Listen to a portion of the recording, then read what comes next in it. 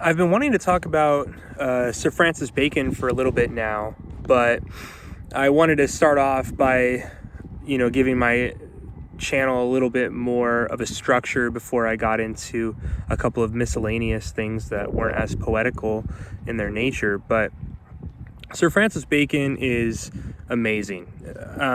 Many of his writings have been influential in my life. And most of it is actually just because of the beauty of his writing. He has an extremely sharp wit and a very concise pen. In his essays, he is at his best. To be honest, it's very difficult to find a essayist who is better than Francis Bacon, and I think it's for this reason that a lot of times he is published in his essays, right? Most people don't know the other things that Francis Bacon has written, and even amongst his essays, maybe only a few of them are famous. I think of Essays as probably his most famous essay. It's extremely short. It's probably the same length as the Gettysburg Address, and very, very quick, right to the point. He's always, every single sentence is a punch, and so when I first came upon Francis Bacon, learning him was such a delight and such a joy, right? It's very fun to read him, and the other thing about getting into reading is you look at these books that are really long, and the problem is that the barrier of entry into reading long things is focus, which is so difficult to attain, right? How am I supposed to focus on the Brothers Karamazov for 1,000 pages? That's not an easy thing to do, right? So I wanted to learn how to read better, and when I came across Francis Bacon's essays, this was such a easy way to do so. He has so many. I think he has 54 essays, and of them, they are almost entirely civil or moral essays, and that is also such a great and noble topic. So the essay that I wanted to talk about is probably my favorite of those essays, which is Of Truth. It's also usually published as his first essay in most publications. So what I was thinking we could do is we could just read the essay first, and then afterward I'll just point out some of the things that I think are worth mentioning. I don't plan on this being an exhaustive mentioning of his essay, but I just want to talk about a couple of things, and maybe read a couple of comments from the particular commentary that I'm reading from. So, yeah, without further ado, Of Truth. "What is truth?" said jesting Pilate, and would not stay for an answer. "Certainly there be that delight in giddiness, and count it a bondage to fix a belief, affecting free will in thinking as well as in acting. And though the sects of philosophers of that kind be gone, yet there remain certain discoursing wits, which are of the same veins, though there be not so much blood in them as was in those of the ancients. But it is not only the difficulty and labor which men take in finding out of the truth, nor again that when it is found it imposeth upon men's thoughts, that doth bring lies in favor, but a natural, though corrupt, love of the lie itself. One of the later school of the Grecians examineth the matter, and is at a stand to think what should be in it, that men should love lies, where neither they make for pleasure, as with poets, nor for advantage, as with the merchant, but for the lie's sake. But I cannot tell. This same truth is a naked and open daylight, that doth not show the masks and mummeries and triumphs of the world, hath so stately and daintily as candlelights. Truth may perhaps come to the price of a pearl, that showeth best by day, but it will not rise to the price of a diamond or carbuncle, that showeth best in varied lights. A mixture of a lie doth ever add pleasure. Doth any man doubt that if there were taken out of men's minds vain opinions, flattering hopes, false valuations, imaginations as one would, and the like, but it would leave the minds of a number of men poor, shrunken things, full of melancholy and indisposition, and unpleasing to themselves. One of the fathers in great severity called poesy venum daemonum, because it filleth the imagination, and yet it is but with the shadow of a lie. But it is not the lie that passeth through the mind, but the lie that sinketh in and settleth in it, that doth the hurt, such as we spoke of before. But howsoever these things are thus in men's depraved judgments and affections, yet truth, which only doth judge itself, teacheth that the inquiry of truth, which is the love-making or wooing of it, the knowledge of truth, which is the presence of it, and the belief of truth, which is the enjoying of it, is the sovereign good of human nature. The first creature of God in the works of the days was the light of the sense. The last was the light of reason. And his Sabbath work ever since is the illumination of his spirit. First he breathed light upon the face of the matter, or chaos. Then he breathed light into the face of men, and still he breatheth and inspireth light into the face of his chosen. The poet that beautified the sect that was otherwise inferior to the rest saith yet excellently well, it is a pleasure to stand upon the shore and to see ships tossed upon the sea. A pleasure to stand in the window of a castle and to see a battle and the adventures thereof below. But no pleasure is comparable to the standing upon the vantage ground of truth, a hill not to be commanded, and where the air is always clear and serene, and to see the errors and wanderings and mists and tempests in the vale below. So always that this prospect be with pity and not with swelling or pride. Certainly it is heaven upon earth to have a man's mind move in charity, rest in providence, and turn upon the poles of truth.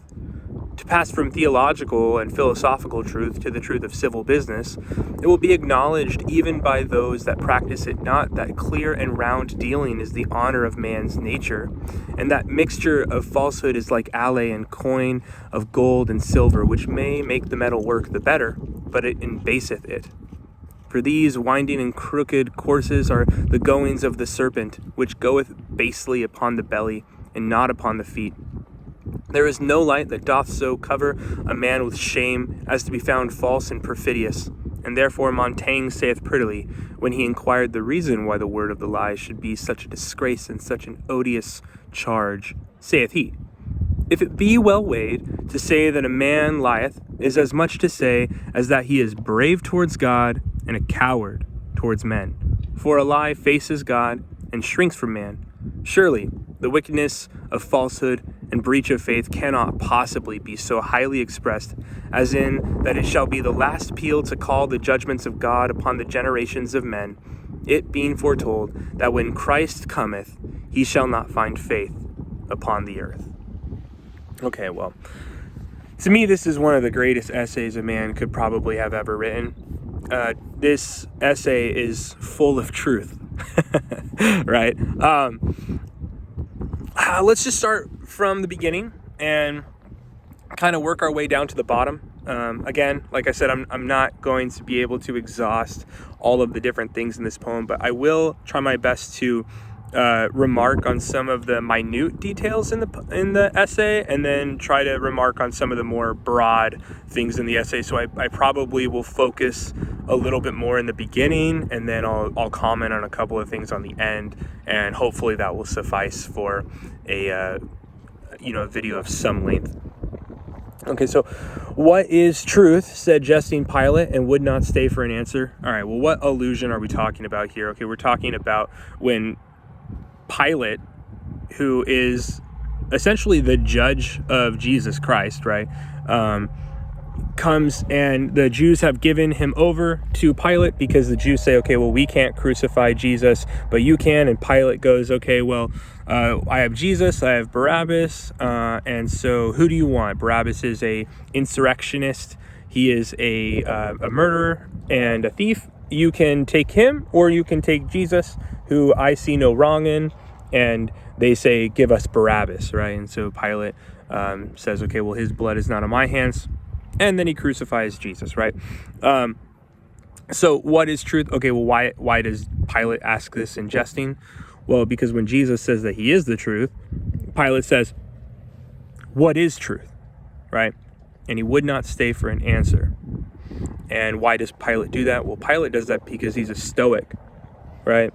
I have a comment on this part of it from the commentary that I have on the essays that I think is actually worth mentioning. So it says, Bacon probably had in mind here the skeptical philosophy of Heraclitus of Ephesus, born about 535 BC, died about 475 BC. Pyrrho, 360 BC, and Carneades maintained that certainty could not be affirmed about anything.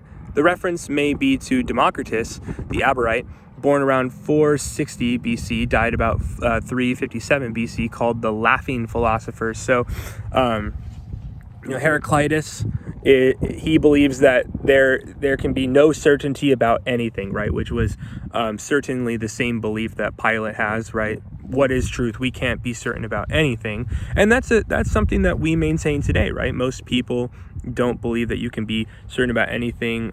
Essentially, there is no objective truth. Everything is subjective. Everything is relative, right? That's another way of saying it. And then Democritus is the laugher, right? Everything is laughable because there really is nothing to be taken seriously, right? Including truth.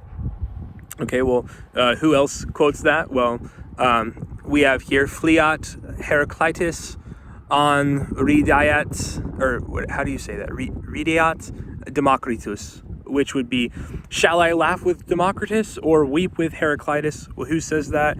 Robert Burton says that. And Robert Burton is also Democritus Jr., and he writes The Anatomy of Melancholy. He was the Oxford librarian, I think in the 16th century, right? So we have multiple people here that are thought of during this particular opening, but essentially the same critique is there. What is truth? And that is the question, right? If we're talking about truth and there is no truth, is there truth about truth? And if that answer is no, then we are literally writing an essay about a lie. So Francis Bacon sort of has to take the stance of truth if he wants to write anything of merit. But again, this is one of those things where sometimes we have, for example, Socrates. He'll say, the only thing that I can know is that I can know nothing at all, right? So are we saying that there is any knowledge, or are we saying that the exception to the rule of knowledge is that you can only know that you can't know at all, right? The exception to truth is that the only truth out there is that there is no truth at all, right? Sometimes people will take that nuanced position, if you will, right? Okay. So that's sort of a little bit more of a, an outer scope thing where we're watching multiple different forms of philosophy come together in one question. The question, of course, being what is truth, okay? And then this is what Bacon says afterwards. Certainly there be that delight in giddiness and counted a bondage to fix a belief affecting free will in thinking as well in acting. Okay, what is the word that he uses in essentially believing that there is no truth? He says, certainly there be that delight in giddiness. Okay, well, you will see that is actually the only time in the whole essay when Bacon uses the word delight. He usually, when referring to the truth, is going to use the word light, right? So the truth is the light, and a love for the lie, or a delight in it, is the delight, right? The darkness. I love that. So that's one of those minute details that I was hoping to get off my chest, right? Something that I love about Bacon is that he is a prose writer, but he's extremely poetic in that sense, where he is not afraid of playing with words in order to make his point, right? So there is the delight in not believing in the truth, right? Or there is the darkness of loving the lie, right? Well, he also talks about that, right? The actual love of the lie. He says this, he says, but it is not only the difficulty and labor which men take in finding out of truth, nor again that when it is found it imposeth upon men's thoughts, that doth bring lies in favor, but a natural, though corrupt, love of the lie itself. So what's he saying here? All right, well, one thing that Bacon is saying here is that there are multiple reasons why people would prefer the lie over the truth. All right, what would be some of those reasons? One, the difficulty and labor of finding out the truth. Truth is so difficult to figure out, right? It's the most hard thing to figure out, and yet at the same time, it's super easy to figure out, right? Because Jesus Christ himself says, I am the way, the truth, and the life. No one comes to the Father except through me. So we actually know who the truth is. But in terms of finding it out, in things that aren't as black and white as saying, well, Jesus is the truth, right? For example, what was I supposed to do today, in this particular endeavor? And there's a million examples of that. You can't just say, oh, Jesus, right? So I had to, fix my car today. I needed to get gas, and I needed to, feed my children today. And I only have $200. How do I need to use that money? What was the proper way to spend it? And people aren't always going to come to the same answer depending on the circumstance, right? And so, well, you could say, oh, I needed to feed my children, and I hope that your children are fed, right? But maybe there's a lot of food in the refrigerator, right? And so you can't just say, oh, well, it's this way, right? And of course, that's a super plain example and just something that's coming to the top of my head. And that's not supposed to be investigated as this, perfect example. All I'm saying is that there is certainly an effort that takes place when we're looking for the truth, and it's not as easy as saying this is it and this is not, right? That's why most people don't believe that there is a truth, right? Because things aren't always black and white until we put extreme amounts of effort into things. So one reason why people like lies is because they're easier, right? Another reason is because when a lie is told, it is easier to deal with, right? This is what he says, nor again that when it is found, it imposeth upon men's thoughts. What's imposing on men's thoughts? The truth, right? This is the you can't handle the truth type of thing, right? When most people hear that Jesus Christ is Lord, which is the truth, they get extremely uncomfortable. A lot of people tend to deny it. A lot of people tend to suppress it. A lot of people literally just leave because they don't want to deal with the ramifications of that truth, right? And so they lie, right? And so these things end up making lies in favor. But there is another reason why people love to lie. There is another reason why people lie. And it is the natural, though corrupt, love of the lie itself. Why do people lie? Because they love lying. That's why. There's not even a reason for it, right? And so later, when Bacon says, just for the lie's sake, that's essentially the same point, right? When this Grecian examineth the matter, right? What does he say? He says, one of the latter school of the Grecians examineth the matter, and is at a stand to think that what should be in it, that men should love lies, where neither they make for pleasure, so men should love lies, even when there isn't any pleasure to be had, nor for advantage, as with a merchant. So men will lie, even when there's no pleasure in the lie. Men will lie when there's no advantage in the lie, but for the lie's sake. They'll just do it just because they want to. And this is actually a nature issue, right? This is the natural, though corrupt, love of the lie itself. This is something that Bacon is arguing, and I think he's right. I think that you can see this pretty much anywhere, right? A pretty common thing for people to say concerning lies when you ask them why did they say that, right? Is they'll say, oh, I had to, right? I had to tell the lie. Okay, did you actually have to tell the lie? Or is that just something that you are convincing yourself of? Is that actually the truth? Or is that a lie also, right? There's sometimes literally no reason to tell a lie other than the sake of telling the lie itself, right? There's a risk in taking a lie, and so that can kind of give us a giddiness, right? Which of course is what Bacon says in the very beginning, right? The delight and giddiness of the lie itself, right? And so why would I tell the truth when I can feel the pleasure of lying just because I get to lie? People do this all the time, right? Now, right after that, he says, but I cannot tell. The same truth is in naked and open daylight that doth not show the masks and memories and triumphs of the world half so stately and daintily as candlelights. Truth may perhaps come to the price of a pearl that showeth best by day, but it will not rise to the price of a diamond or carbuncle that showeth best in varied lights. So what is he saying here? Okay, well, how do we value a pearl? A pearl is valued off of two main components. Its luster and its size, right? If it's a bigger pearl and it has a more valuable luster, then it's worth more money, right? So like, for example, I think Steinbach writes The Pearl, right? And what's that whole book about? It's about this guy who comes, he finds this massive pearl, and he's like, this is great, right?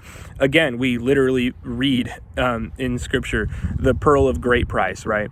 The kingdom of heaven is like a man who finds a pearl and sells all that he has and all of his possessions so that he may obtain this one pearl, this pearl of great price, right? I want this one thing. The truth is like that, where when you find something that is genuinely true and you embrace it, it is like a pearl. All right. Pearls are valued based off of that alone.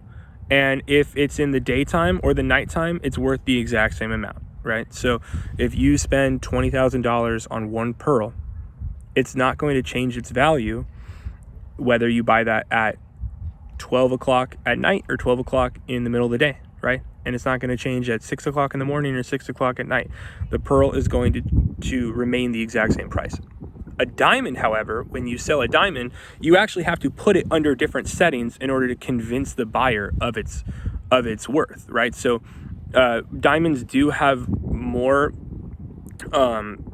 aspects that are looked into when considering the selling of a diamond. And so there's already an actual more complex nature to them, which is similar to lies, right? Lies compound upon one another. When you sell one lie, you have to tell another lie in order to keep that lie in check, right? And so there becomes the adage, it's easier to tell the truth because you don't have to remember all the lies that you've told, right?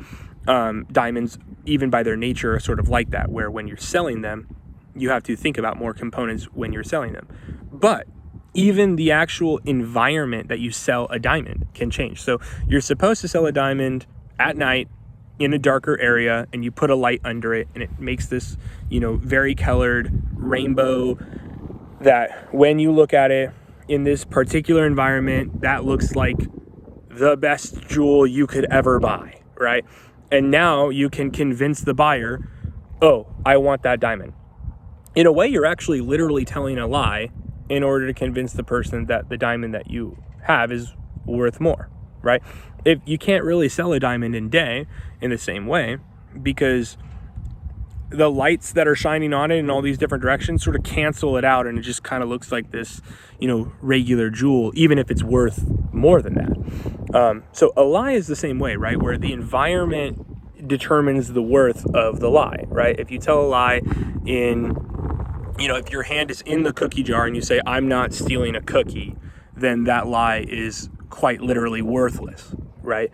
But if somebody is, happened to be in the room when somebody was walking by and they didn't really know what they were doing there, and it seems like it was obvious that that person would have stolen the cookie, but you were actually the one that stole the cookie, and they ask you about it, and you say, no, I didn't steal the cookie from the cookie jar. Well, now that lie is a lot more valuable in the sense of you getting away with it, right? So the environment determines the value of the lie, right? In that sense, truth is like a pearl rather than a diamond or a carbuncle. And that's one of the points that Bacon is trying to make when he says that, right? I think that's one of the greatest metaphors. I think of that metaphor all the time in different ways. And so I think there's another aspect of that where biblically, right, we don't hear things like the kingdom of heaven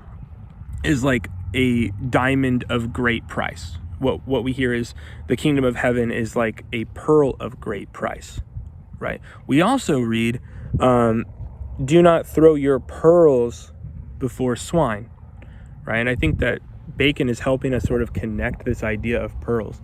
Don't throw your pearls before swine. Sometimes that might be keep the truth to yourself. That doesn't mean lie. That's not what he's saying.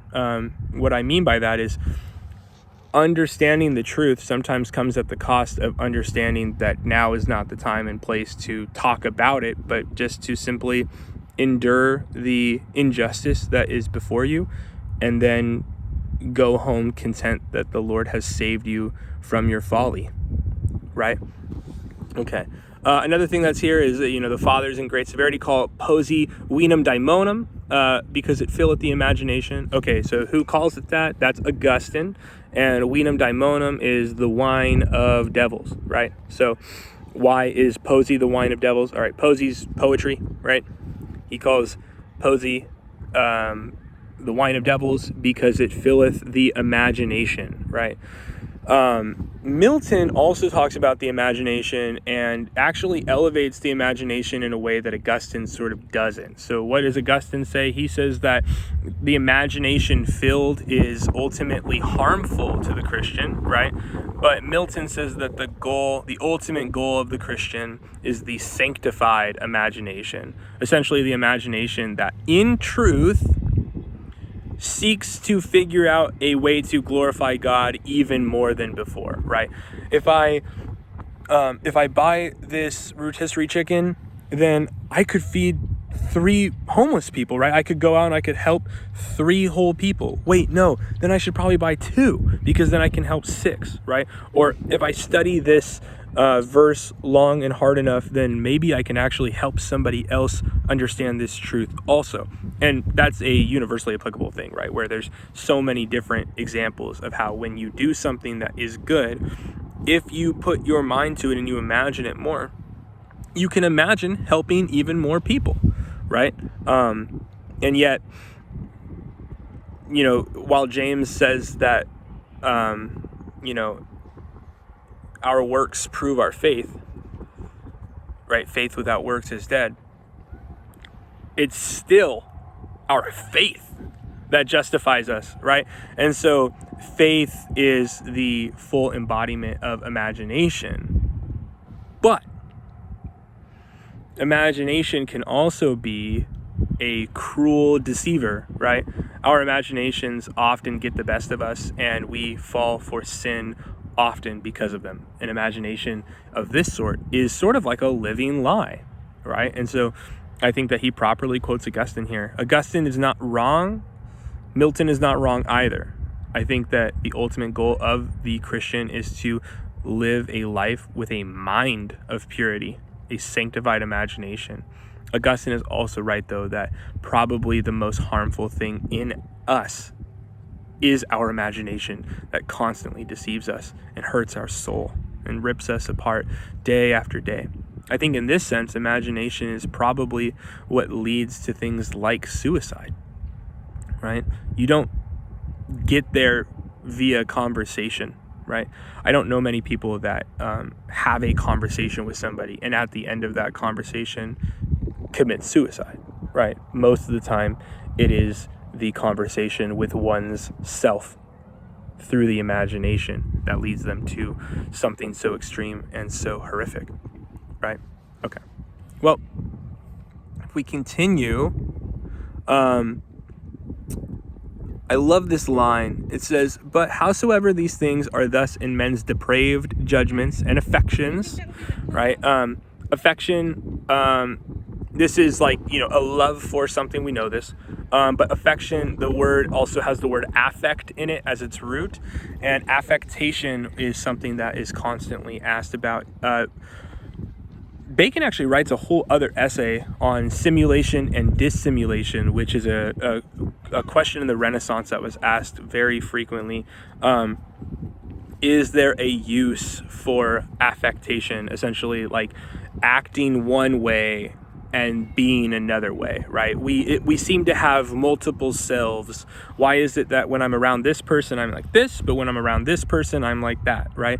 I am affecting, or am I both of these, right? Am I one person, or am I one person around one person and a different person around another? That's not an easy question to answer. And so what is the thing that makes this question so difficult? It's men's depraved judgment, right? So where do we find ourselves, right? Which is a question that is constantly asked, right? I'm just trying to find myself right now, right? Yet truth, that's how.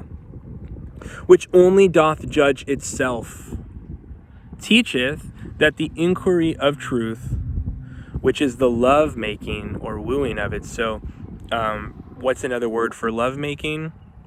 Knowing, right? Adam knew his wife, right? So the truth is a event that we don't come to automatically because we have depraved judgment and we have a natural and corrupt love for the lie instead. So how do we get to the truth? Well, we actually have to love the truth, right? We have to know it, and we have to desire it. We have to woo it, right? The image that he's trying to give you is a suitor trying to go and get a wife, right? This is a beautiful woman.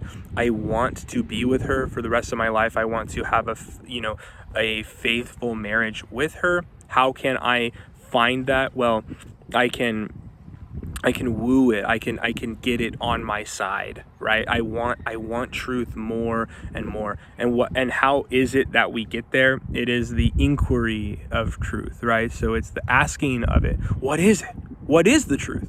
Where is the wise man? What is the wise man? What is knowledge? What is truth? What is beauty? What is goodness, right? These types of transcendental questions. The knowledge of truth, which is the presence of it, right? And that makes perfect sense. I feel like that is so intuitive to say. The knowledge of truth is the presence of it. You have truth when you know it, and you are around it when you know it. And the belief of truth, which is the enjoying of it, and what does he say, is the sovereign good of human nature, right? So when we actually believe the truth, our nature now literally transforms, right? It is born again, not of a corrupt nature, but now a nature divine, right? Now that does not mean that we become gods. That's not what I'm saying. All I'm saying is that God, who is divine, has now blessed us with our true nature, the nature that we were actually created to be like, which is good, right?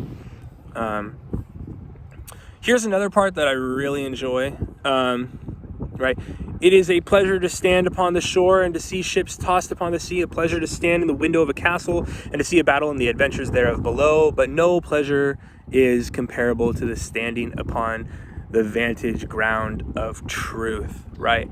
Nothing is like standing upon the vantage ground of truth, and this is true, right? It's like the kid that says, actually 2 + 2 = 5, and you sit there and go, no, I can firmly stand here and say 2 + 2 = 4, and I'm gonna keep believing that, and I'm actually gonna fight even against you for the sake of you believing it too, because it is valuable. It's something that must be believed whether you want to or not, right? Let's see. He passes from theological to philosophical truth. That's not true. He passes from theological and philosophical truth to the truth of civil business, right? That's what he does. And so what actually changes here, all right? Well, theological and philosophical truth are truths that are systems that we don't really think of anymore as the same thing. But philosophy used to be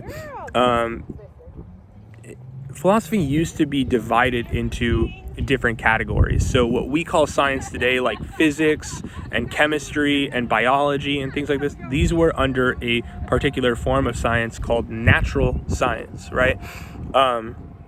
And then there was moral science, or moral, not the word, scientia, knowledge, science, knowledge, philosophy, the love of wisdom, right? Sapientia, Sophia, wisdom, philo, love of, right? Love of wisdom, philosophia, philosophy. Moral philosophy was considered the height of philosophy, and there was something above that, which was theology. Theology was considered the queen of the sciences. The queen of knowledge was the study of God, right? So when we think of theology and philosophy today, normally we think of them in their reverse order. We actually think of natural philosophy as the highest thing, right? That chemistry and astronomy and physics are the height of science, and then underneath that is moral science, and then underneath that is theology. And maybe theology is even like lower than that now, where we would say just general literature in general is is higher than theology, right? But that was not true for a very long time. And if you look at the just the aisle of genius that has come to us throughout history, and then where we're at now, I think you can make a pretty good argument that it would be beneficial for us to reinstate the correct order of our loves, that the love of God, the knowledge of Him, the study of Him should be the pinnacle of all inquiry, right? But he moves to civil business, which is a lower example, but he uses it for the practical dealing, so that way we can actually understand what we're talking about. Essentially what Bacon is saying is, let's go from the abstract to the practical, right? So what does it look like? All right, well, what does truth look like in the practical sense? Well, it looks like a coin, right? That although you could have a coin that is silver and gold, and just silver and just gold, which would be its purest nature, right?